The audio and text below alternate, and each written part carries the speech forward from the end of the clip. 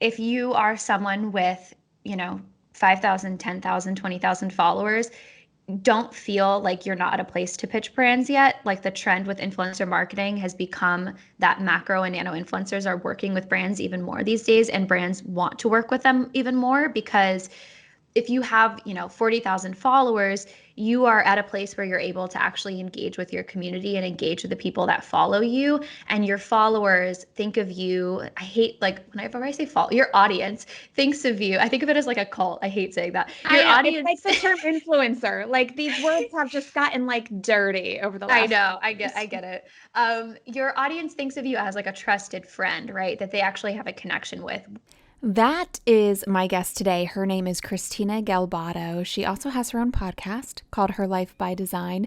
And today she's really pulling back the curtain and sharing her experience as an Instagram influencer and also as a coach to future influencers. And in this episode, she is going to break down step by step what to do to be an Instagram influencer today. As a lot of us know, things have changed in the last few months, definitely in the last few years, when it comes to building a following that you can monetize on Instagram. And she is giving us the latest details in this episode. Before you listen, please take a second to tap that subscribe button. Leave me a positive rating or a review if you have not yet. I would really appreciate it. And as you know, you can always find things that we mentioned in the show notes for this episode. We mentioned quite a bit. Christina has a couple of boot camps and a coaching program, so I will make sure to link to that in the show notes, as well as some free trainings for Instagram Reels and for blogs as well. So make sure you check out the show notes for this episode. And remember, you can always watch these on YouTube. If you want to see us in real life and see our faces as we chat, you can check it out on YouTube, and you can find all that information on my website as well. I'm kind of double dipping here on MediaMavenandMore.com and also on ChristinaAllday.com. Ever wonder how some people seem to get all the media coverage, but you don't? Go behind the scenes with a TV reporter, national on-air host, and news contributor who has interviewed celebrities, took you inside the Versace mansion, and even stood on a chair to interview basketball legend Alonzo Mourning. Get ready, because Become a Media Maven is the podcast where Christina Nicholson is sharing secrets from her years in front of the camera, in the editing booth, and now behind the podcast mic. Christina, thank you for taking a break from your podcast and coming onto my podcast. I'm excited to have you. Yeah, I'm so excited to be here. I feel like it's been a minute since I've done someone else's podcast, so roles are reversed. I'm excited. Oh, that's good. Ooh, okay, I like it. So I want to chat about everything influencer marketing. Obviously, this is your jam. I want you to quickly talk about how you got into it, because when did you get into it? How long ago did you start dabbling in it? Day one, 2016, and then went full-time in 2017. So things have definitely changed a lot over the years. But I basically got started. I mean, my story is kind of similar to many entrepreneurs, but had graduated college in 2015 and was working in PR actually in New York City, and was just sort of feeling like this isn't for me, like I'm just not really the type of person that can be working 9 to 5. So I started my Instagram as a hobby, mainly focused at the time on travel and lifestyle, and ended up growing my following fairly quickly and getting a lot of opportunities to work with brands. Quit in 2017. This is like totally spark notes, but and then over the next few years started working with more and more brands in the travel space, Ritz-Carlton, Four Seasons, tourism boards, et cetera, et cetera. And then in 2018, my business kind of pivoted a little bit because I noticed that a lot of the questions that I was getting were less about like, hey, what are the best things to do in this destination? And more of how can I do what you do? How can I grow my audience, work with brands, make this something profitable? And so that was when my kind of online education business began emerging, was in late 2018. So I've been focused on that ever since, have a number of online courses, mastermind programs, and have been able to help close to 10,000 women go full-time as influencers, which has been amazing. Something I was going to ask you, but I guess you kind of already answered it, was how you transitioned. Because in my mind, when you're a travel content creator. I don't like using the word influencer. It just like sounds dumb to me. So I'm going to call you content creator. That's fine. When you're a travel content creator and then you go to being an online course creator, like in my mind, that's a totally different audience. But you were just organically building an audience of like soon to be influencers then. Yeah, exactly. And I think so my transition kind of took a while, but I know for a lot of people that maybe switch industries or niches that there is that period of like losing a ton of people. Maybe they aren't resonating with your content. But ultimately, when I started talking about how people can achieve that lifestyle for themselves, I think it really fit very organically into travel because typically people that are interested in travel are interested in freedom and flexibility and the ability to work from wherever they want. So that really fit in very naturally with it. But I mean, for 2 years, I was kind of talking about both and really straddling like the travel line and the online entrepreneurship line. And then it wasn't until probably like later last year in 2020 when I was sort of having this like major identity crisis. And I was like, I don't know why I'm splitting my attention between these two things. Like ultimately, I will always love travel, but I'm more excited about the education side of things. So let's just go in all on that. So then if we are to break down your revenue streams, is most of it the online educator and then a portion of it your maybe SEO with ads, brand partnerships? I want you to get into that in a bit. But right now, where is your revenue broken up? Yeah, so right now it is probably about 80% online courses, maybe 10% the mastermind group coaching program that I run. And then the smallest part would be brand collaborations and affiliate marketing and things like that. But when I when I kind of started transitioning into online education, I was running a six-figure business from brand collaborations alone. But what I really like about diversifying income, and this is why I encourage, influencers, content creators, whatever, to think about creating digital products, is that way you can be more picky about the brand collaborations that you're taking on. So I don't come from a place now of like, oh, I need a collaboration, right? It's if the right partnership comes and aligns with me, then, I have the flexibility to decide if that's something that fits. Tell me when it was 2017, 18, 19, when you were doing the influencer thing full time, transitioning to full time, where you were successful enough to make that transition, how you grew then, what worked then, and does it work now? Because just in a few years, it's so different. So tell me what Yeah. worked for you then, and if it does or does not work now, and what you would advise other people who are just getting in the game today. Loaded question, like 3 in 1.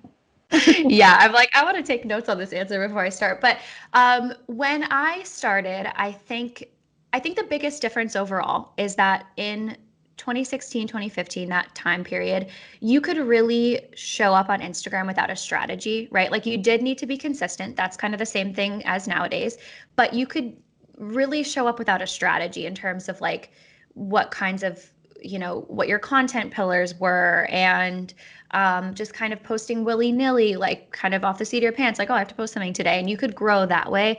Now, I think the difference is that you really do need a strategy going into it. Like you need to be planning your content in advance. You need to be understanding your audience more and coming from a place of service more. But back then it was being consistent, engaging a lot with other people's pages. Those things still work. But I think one of the things that I tell people now is to shift away from like that me, look at me content. And I think that's what a lot of people think when they look at influencers is like, oh, she's just sharing about her hair routine and sharing what she's eating and where she's traveling and stuff. But I think people need to shift away from that look at me content and more of like, how am I actually offering my audience value? So instead of, posting about the salad I made for lunch with a picture that says yummy, like, can I share the recipe? Can I create a reel showing other people how to put that together themselves? So I always encourage people with like every piece of content they're putting out to think about it from a value packed perspective rather than just like sharing about you, because no one cares unless you're like a big celebrity or someone who has created a life that people are just really interested in. Like you have to be offering value. People in like every purchasing, every follow decision that they're making are thinking, what's in it for me? So always keeping that question in the back of your mind. That it reminds me of when I get a lot of authors who reach out to me, inquiring about hiring my PR agency to promote their book. And I do the same thing. I'm like, unless you're already a celebrity, nobody gives a shit about your book. Like, you need Memoir. to build your brand so they give a shit about you to buy your book. So you need to like start publicizing all of this months before your book is even available. Like, only celebrities or Real Housewives can publish a book and it's a bestseller. Like, other than that, Exactly. like, you're kind of screwed. So it's the same Exactly. type of thing. Same type of thing. Yeah. And I think, I mean, for anybody listening, no matter what industry you're in, you want to just make sure that like the content that you're putting out is a mix of like educational, inspirational, and kind of connection content, as well as promotional, just depending on if you offer services or something like that. But that like connection content should really be like only 20% of your kind of content, like, sharing about yourself and telling your story. The rest should really come from that, like that place of service and offering value. What are the biggest mistakes you see people making when they want to make a living as a blogger or influencer? Ooh. Um, I think the biggest one would be the me content. I would say also your intentions behind it. I see a lot of people that want to do it for a quick buck or free stuff or free trips. And, that doesn't last. Those people fizzle out very quickly. So I think connecting to like the why behind why you really want to do this and what's the actual impact that you want to make on people is really important. Um, I And I think, think it's important to note that the free trips and free stuff, like, they don't pay your mortgage. Like, you can't call your mortgage company and be like, I got a box of skincare. Can I yeah, pay my mortgage with that? Like, it yes. doesn't work. It's like you said, it's not it's nice, but it's not Hmm. sustainable. Exactly. Yeah, the free stuff doesn't fly, and that's a lot of the education that I do with my students around is like, don't accept that stuff because you creating content for that brand for free is taking away from the time that you could spend pitching other brands or doing other work. And I do think that the influencer marketing industry is changing a lot, and brands are becoming really attuned to the fact like, oh, we actually need to pay people for their work. Shocking. But also, um, people don't realize that those trips are so much work. Like, I know people look in on influencers and they're like, they just post pictures all day. Like, no, those free trips are so much work. So you have to make sure that like you're actually, getting paid for that. Um, but then the other thing I was going to say with a mistake, and this is particularly from like the perspective of pitching brands and working with brands, is not really coming from a business minded perspective and understanding like what a brand's goals are with a campaign. Thinking like what's in it for me versus like, how can I actually offer this brand value? Who is my audience? What's their demographic? Does it align with the brand's target audience? What are stats that I can show that my audience has converted in the past? And really coming at it from a business perspective, which is not something that everybody can do. And so that's what I'm hoping to kind of achieve through my courses, is to get people thinking like more intelligently about how they operate. No, and that's such a good point. I remember when I started my business over 6 years ago now, I was like, I just want to be a professional freelancer and I just want to do the servicing. Like, I don't want to deal with the sales and the admin and like really the businessy stuff. But then I quickly learned through, masterminds, coaches, the whole thing, that like, if you don't do this from a business minded perspective, like, you're not going to be successful. You're not going to have a full time income. Like, you have to Yeah. have contracts and they have to say Mhm. certain things because, there are a lot of, I feel like, and I don't know the experiences you've had, but there are a lot of people who you cross paths with in business who prove the reason why we all need contracts. Like, there are a lot Oh of yeah. selfish people in this world. There are Yep. a lot of self-serving people in this world, and you have to cover your ass and take, there's a big separation between things that are personal and things that are business. And it's not like you're being mean. I used to have that mindset like, oh, I don't want them to think I don't trust them or I'm being difficult, but like, it is what it is. And the quicker you Yeah. learn that and execute that, the more successful you will be. Totally. Yeah, legal stuff is definitely one of the harder kind of, not lessons. I haven't had any crazy things happen, but it's just one of those things that you realize like this is so important. And especially, serving in my courses, thousands of women per month, you can anticipate the things that people will throw at you or the, problems that they're going to have or, things that will come up with working with brands or, working with clients. Like you just always want to protect yourself and think about contracts as not like, oh, it's just protecting me. It's a selfish thing, but also, they protect the other person as well. Okay, so let's break down working with brands because there's a lot that goes into it. And you talked about, approaching them with a business mindset. Who do you approach if you are pitching? I don't do that. I don't make a living as an influencer. I have my PR agency. I have software for PR agencies, but I say I side hustle as a blogger and content creator, but I don't ever pitch anything just because it's time consuming. Like, I'm not going to lie. It's not where I want to prioritize my time. It takes a lot of time to seek out the right person, to send pitches, to follow up, and then just to deliver with creating the content and getting it approved. And then after that, you have to give them your analytics and your insights and the whole thing. So yes, people, it is a lot harder than it looks like on the ground. But what do you suggest for people? I guess step one is finding the brands and then the right person to talk to. I mean, you break me down, take me through the steps that people need to do to actually get these brand deals, because that's what a lot of people want right now. Yeah.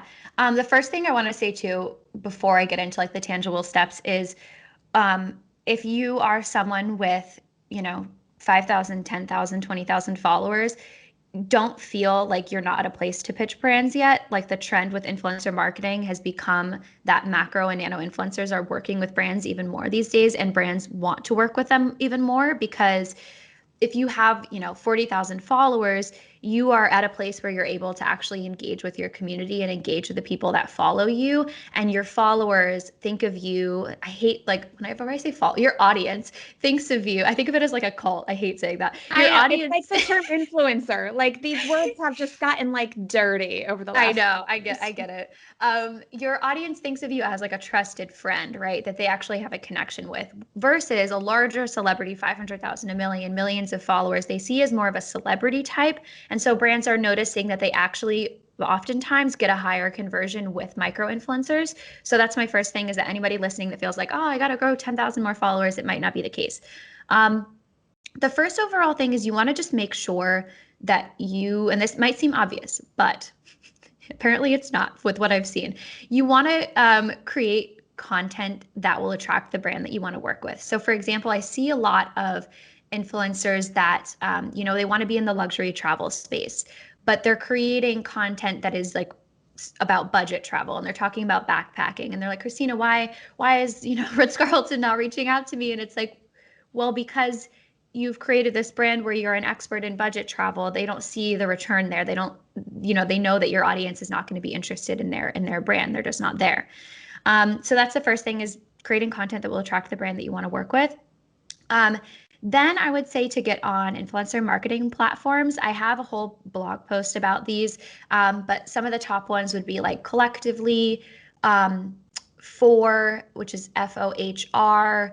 There's a ton of them, but basically these platforms connect influencers to brands based on, a brand's campaign goals, based on how many influencers they want to work with, et cetera, et cetera. So you can apply to these campaigns. And I would say my advice for applying for these campaigns is the same for when you're reaching out to a brand cold via email, that you want to come from a place like we were talking about, business-minded, talking about your audience, your demographics, past examples of brand deals that you've done, but also offering up a lot of creative ideas and sort of going above and beyond just like, hey, I want to work with your brand. So for example, if you want to work with a cheese brand, I don't know why that's the first thing that popped into my head. I love cheese. I like craving cheese. Going with the cheese. I like it. Okay, good. I'm going to go with the cheese. So let's say there's a cheese brand on some influencer marketing platform, or you're a food blogger and you want to reach out, including like 3 specific creative ideas that you have. Like for this campaign, some ideas that I have are creating a reel that is putting together a charcuterie platter, or maybe it's this picture in this park that you want to take that is a good static post for them, or a series of stories showing how to pair cheeses with wines or something like that. Just going above and beyond to present these creative ideas to the brand will be really helpful, because these brands get so many pitches every day, so the more that you can do to kind of go above and beyond, the better. I'm trying to think if I have any other. Who are you pitching? You say they get a lot of pitches. Who specifically are you? If you're not on a Collectively or a Fohr, and you actually just want to reach out one-on-one, Totally. who are you pitching? Like, what is their title? How are you finding their contact information? Yeah, so in terms of finding contact information, the first thing that I start with is just on their website. If they have any sort of like PR marketing email, that would be ideal. If they have an influencer email, that's even more ideal, but PR marketing is great. If I can't find the contact information, I will go over to Instagram and just message them and say, hi, I'm looking to get in touch regarding a marketing campaign. What's the best contact and email for me to reach out to? So I'll say something like that. But if you're an influencer looking to monetize through brand collaborations and you're not really sure where to start, I would say to start with the brands that you're already sort of organically mentioning in your content, the brands that you already use and love. Something that I recommend people do is, if they're interested in a particular brand, go to their Instagram page, go to their tagged photos, and see if they're working with other influencers in a paid capacity before you kind of waste your time with that. And then, yeah, just making introductions to a bunch of brands. Typically what I would do when I was really focused on getting more collaborations is have like a spreadsheet with all the brands that I knew would fit my niche, find their contact information, and then create a pitch email for each of the brands and sort of just, plug and play with them. And again, like I mentioned, the reason I don't do this is because it's very time consuming.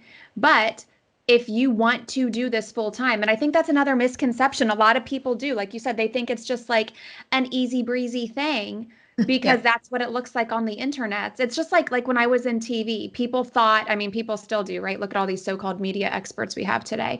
Like, people think it's a certain thing because they see it on TV. It's like me watching Grey's Anatomy and saying I know how to be a doctor because, I see it on TV. It's very time consuming. So if you are to hire help, I'm assuming there are VAs who specialize in things like this. Like, who would you hire and what would you have them do? Yeah, that's what I was going to say next, is that if you have the means to outsource, I would definitely recommend outsourcing somebody that can do this pitching for you. So there's kind of two options. One would be a VA and one would be more of like a manager type. There are a lot of influencer management companies out there. My thing with them is a lot of people think that managers will get them a ton of brand collaborations automatically, like, oh, I'm not getting any right now, let me get a manager so they can get me a bunch. That's not the case. You only want to get a manager when you're at the place when you are getting a ton of inbound requests from brands and it's just becoming too much to manage and too much to negotiate. You need help with contracts, you need help with, someone being in the email. And influencer managers typically have, more connections, more insight into this space. But I think a VA is honestly a really great place to go and have them, send out a certain number of pitches per week, just because they're going to take less from every brand deal. Managers take about usually like 10 to 20%, 20% is more average, versus a VA, you can just pay them by the hour, have a template that they use, and, pitch for you. Okay, perfect. And tell me the manager route, do's and don'ts when you're looking for a manager, because, and I have heard what you're like, people think, you hire a manager and they get you the deals, but like you need the deals first and then you get a manager. So are you sending, I'm thinking of like the person who handles sales for my agency. She does outbound stuff, but I also send her what is coming in. Is that the same with a manager? They're also doing their part to get you some deals, but you're also sending them stuff that pops up in your inbox? Yeah, exactly. So it's kind of different just depending on the manager. So for example, I don't have a manager now just because collaborations are not my number one thing. But some of them will pitch on your behalf and negotiate incoming opportunities on your behalf.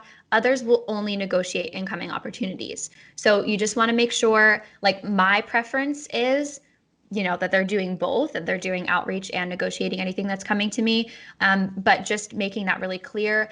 I would also say, I mean, there's so much to this, but I would say to kind of get a vibe on whether they're seeing you as a paycheck or an actual person. Like, are they understanding your future goals with this? Like, are they understanding, the projects that you want to build out as an influencer and as a personal brand? Or are they just there for a paycheck and they're sending you, collaborations from McDonald's if you're like a, health influencer or something like that.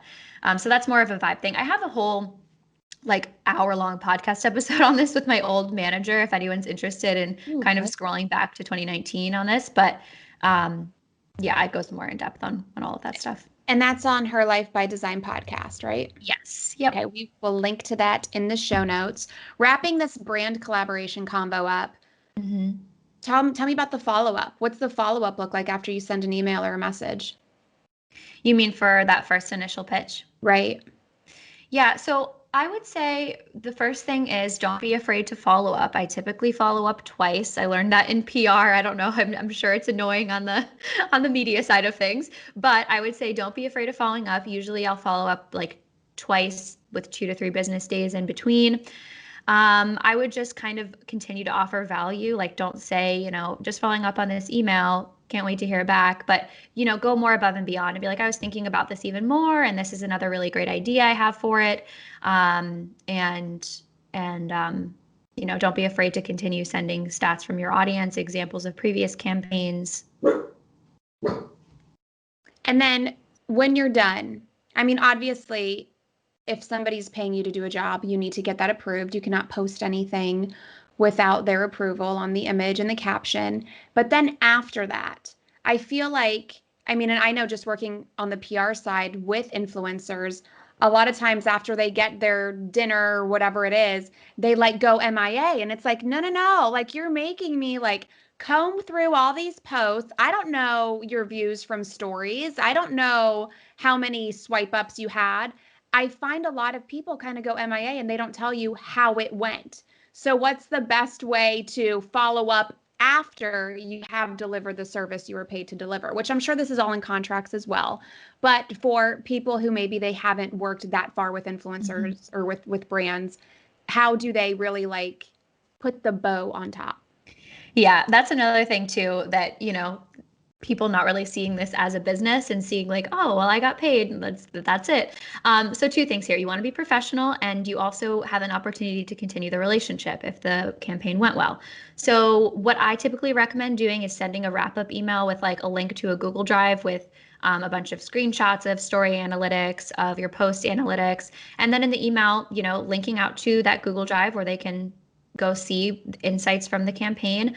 But as well as I like to include some like qualitative feedback in that email as well, in terms of like, I got this DM from this person that said that they went and bought. I got a ton of great feedback on this reel. They said they haven't seen a product like this in this space in so long, just including some of that qualitative feedback. And then usually once they respond to that email and they're like, oh, this is so great, these are great results, hopefully, then there's your opportunity to pitch a more longer term collaboration.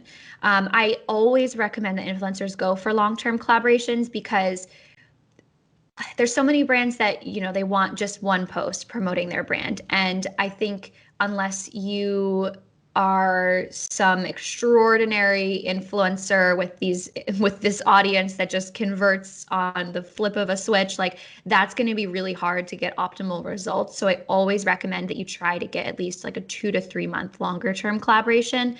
So that would be your opportunity to pitch something like that.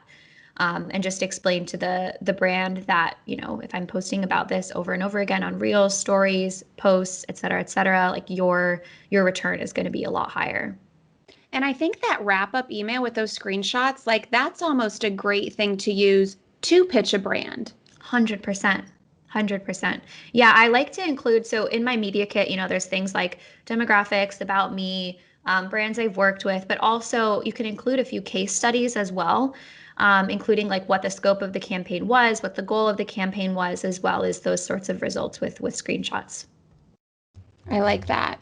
And you said you work with a lot of people. So tell me, you said thousands of women A month. So you have online courses and then you have a mastermind. Tell Mhm. me all of the things that you offer. I mean, obviously, we can listen to your expertise and you chatting with different people on her Life by Design podcast. Follow you on Instagram at Christina Mhm. Galbato. But tell me how you actually work with people and you help people live Mhm. their life by design. Yeah, I love it. So on brand. Yeah, so I have two online courses. They're self-paced, video-based online courses. We have Facebook communities for both of them, which I think is like one of the best parts about being in either of the boot camps. So the first one is called the Influencer Bootcamp. It was originally called the Instagram Bootcamp, but I decided to file a trademark and that was not good. So I had to change the name. Story for another day. Business.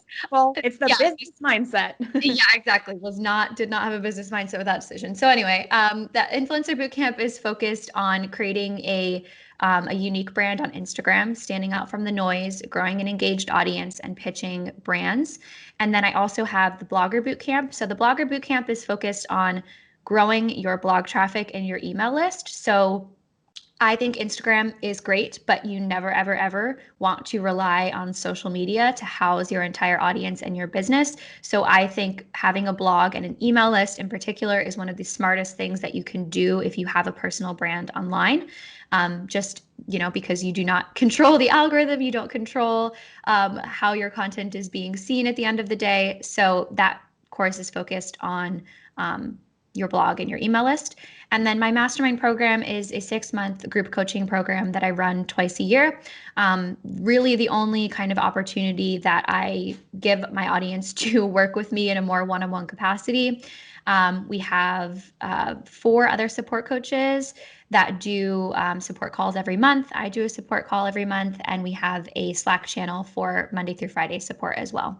So that's quickly become one of my favorite things that I do in my business because I'm able to work more personally with women that are not only trying to monetize with brand collaborations, but also expand into things like online courses, digital products, and all of that stuff. So I'm going to assume, correct me if I'm wrong, that the influencer bootcamp and blogger bootcamp is more beginner, and then the 6-month group coaching is more intermediate or advanced because people will need that more one-on-one time with you. Exactly. Yeah. The courses are more, a lot of people are starting from zero and starting from the beginning. But once you have an engaged audience, once you have a clear brand and vision for where you want your business to go and you have begun monetizing, then the mastermind program would be right for you. And obviously, it is a higher price point. Right, exactly. And that's at ChristinaGalbato.com. Yes, we're doing a little website revamp that should hopefully be done by the end of this week. So early June, whenever this episode is coming out, we'll have a new website. Okay, so just in time, everybody will go there and see the new website. I actually as we record, and redoing my lifestyle blog, but by the time this is released, the new blog will be done and beautiful and That's pretty a good because I feeling. did make it a point to focus on my lifestyle blog in 2021. So my PR agency, I have an amazing team that is so much better than me at everything they do. So they don't need me, they don't want me. I only get in the way. So they're doing great there. My software podcast clout, I mean, it's software, it's technology, it kind of runs itself. And if it needs anything, all that stuff's over my head anyway. I have a team that helps with that. So when I looked at how do I want to spend my time? What do I enjoy doing? And it really went back to when I was a TV reporter and anchor. Like I enjoyed creating visual content. I just, after 10 plus years, I hated the kind of content I was creating. I was outside crime scenes. I was talking to, parents who were like Mhm. depressed because, they just had some tragedy happen. So I was Mhm. like, I want to create like the fun content with my family and at home. So I said, okay, 2021 is going to be the year that I focus on my lifestyle blog. And I don't know about you, but I get very like, I don't want to say if it's addicted or like interested in like the SEO part of blogging. Like it's Oh fascinating. yeah. Oh yeah. Yeah. SEO is addicting. And I feel like once you kind of learn everything that goes into it, it can become quite an obsession. Yeah. Yeah, it's fun. So I'm focusing on That's that fun. That's while awesome. I'm doing the blog rebrand, and that's going to be my focus for this year. Okay, Christina, you Incredible. have the programs, you have your website, your podcast. Anything else you want to add or any other place you want to send people to before we say goodbye? Sure. Yes, you can check me out on my website, social media. I also have, if you're not ready to jump into an online course, I have a number of free trainings. The first being about Instagram and specifically how to grow using Reels and how to start attracting brand collaborations to your page. So that's a totally free hour-long training that I can send you the link for. And then the second free training that we have is kind of those first steps that you need to take if you're looking to launch a high-traffic, profitable blog. Okay, so where can we get the Reel training? The Reel training is christinagalbado.com/TIB-webinar. And then the blogging focused one is christinagalbado.com/TBB-webinar. And I can send you those links. We will link to that in the show notes. Thank you, Christina. Thank you so much for having me. This was really fun. Thank you so much for listening. Make sure you check out the show notes for this episode for links to everything we discussed and to find Christina Galbado off of the Become a Media Maven podcast. Make sure you check out her podcast, Her Life by Design. I am a guest on that podcast as well. If the episode hasn't yet been released, it should be released soon. Thank you so much for listening. If you have any ideas, thoughts, suggestions, tips, tricks, strategies that you would like me to cover or people you would like me to interview, please let me know. The best way to find me is on Instagram. Just send me a DM at Christina all day so I can try to give you what you want right here on the Become a Media Maven podcast.